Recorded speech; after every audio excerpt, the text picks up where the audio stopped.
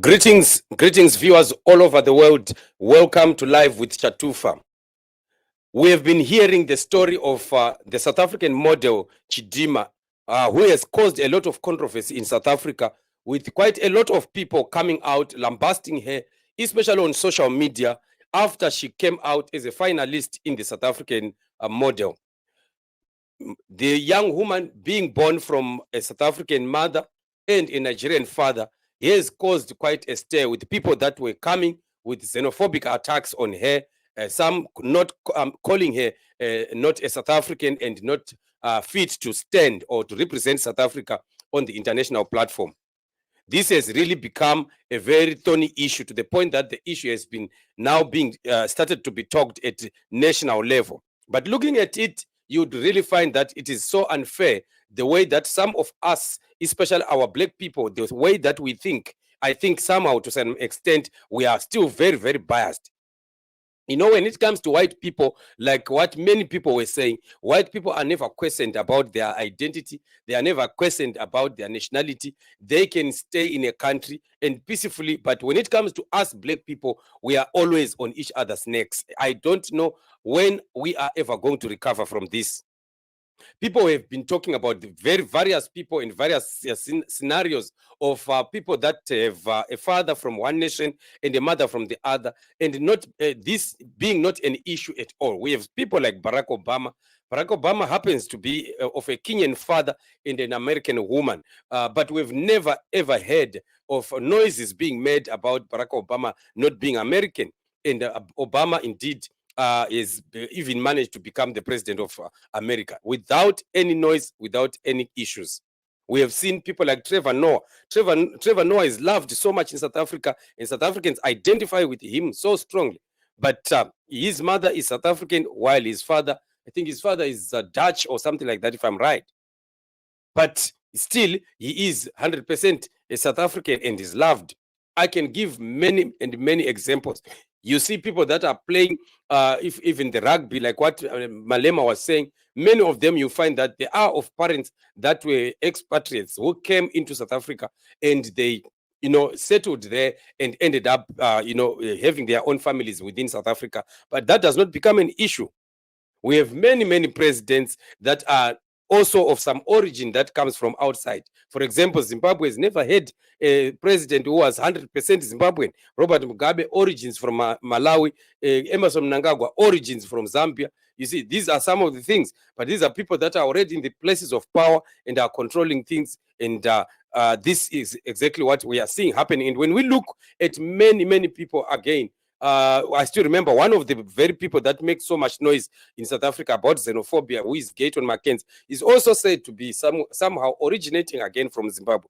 I don't know how far true that is, but there are issues in line with that. So really, we as African people, I think we need to develop to a certain extent. We need to change in the way that we see each other. And I think Julius Malema is really very justified. Malema has a point when he speaks and he throws his weight and supports this South African model. The South African model is supposed to be allowed to go and represent South Africa and let things just happen the way things should go. And no noise should be made about these issues. You know, there are much better issues to be talked about than these small issues and things like that. And I heard, of course, the Minister of Home Affairs being asked on Newsroom Africa, and he was answering questions, and he was even confirming that this young woman is indeed South African. You know, the fact that an individual is born in that country, that individual has a right to become a citizen of that country. Even if the parents may want to go back to their original land, this person can still go through processes of naturalizing herself or himself in that country, and it is possible according to the law, because one becomes a citizen by birth. And especially with this one, it's even worse because the mother is 100% South African. So I don't know why this has been that much of an issue. I saw one of these DJs, is it his boo? I don't know South African DJs that well, but he's one of the loved South African DJs. He came at one point and he spoke, and he said, my father also is not from here. In fact, he said, my grandfather is not from here. So does it mean that you guys should now start hating me? So I think there are people that are just being petty, people that just want to, people that are bitter, who just want to start, unnecessary arguments and wars. At times, it is not necessary.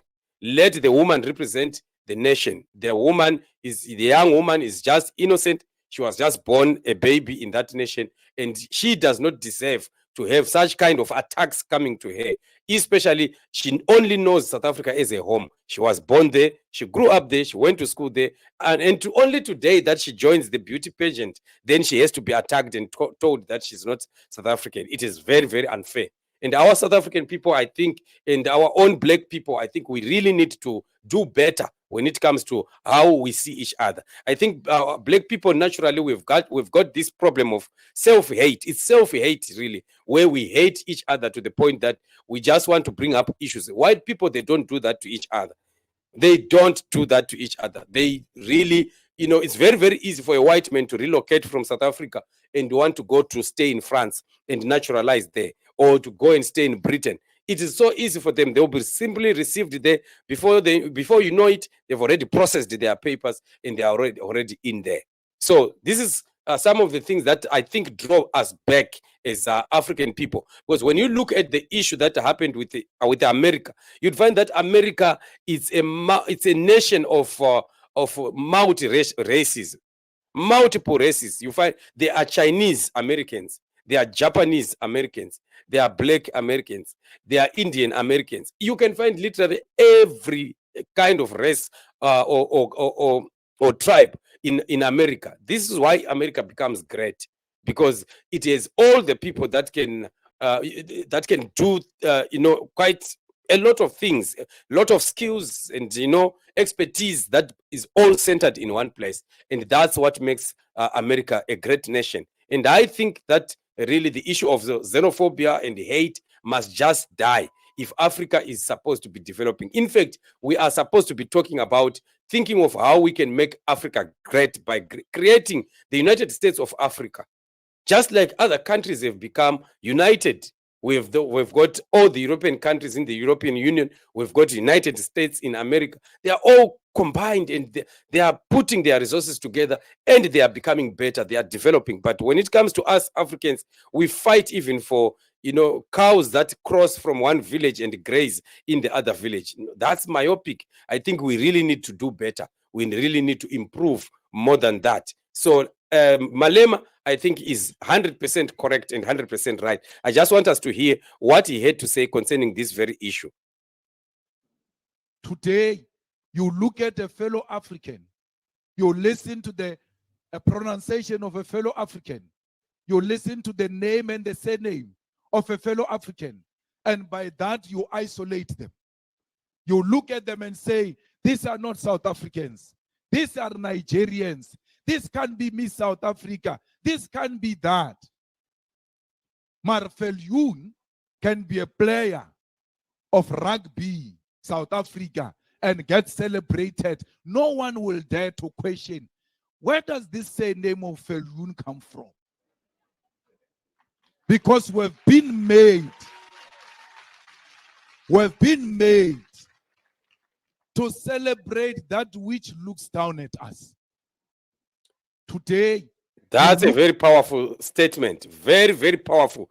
And I think young people must begin to be learning from what CIC of the EFF is saying here, because this indeed is very, very vital. If Africa is going to become better, we need to start to have generations of younger people who have a different understanding from what the old people understood, so that our countries can start to work together. We can start to have tolerance, more tolerance in Africa, and that can make Africa great at the end of the day. So this is what it is. And I think we have quite a lot to learn from what Julius Malema has shared there. Very powerful and very, very important for African people. Otherwise, thank you so much for joining me on this show. We will continue to be meeting on this show as we give you more and more updates. Remember, as usual, to subscribe to this channel if you have not, like and share. Till we meet again in the upcoming show. Remain blessed.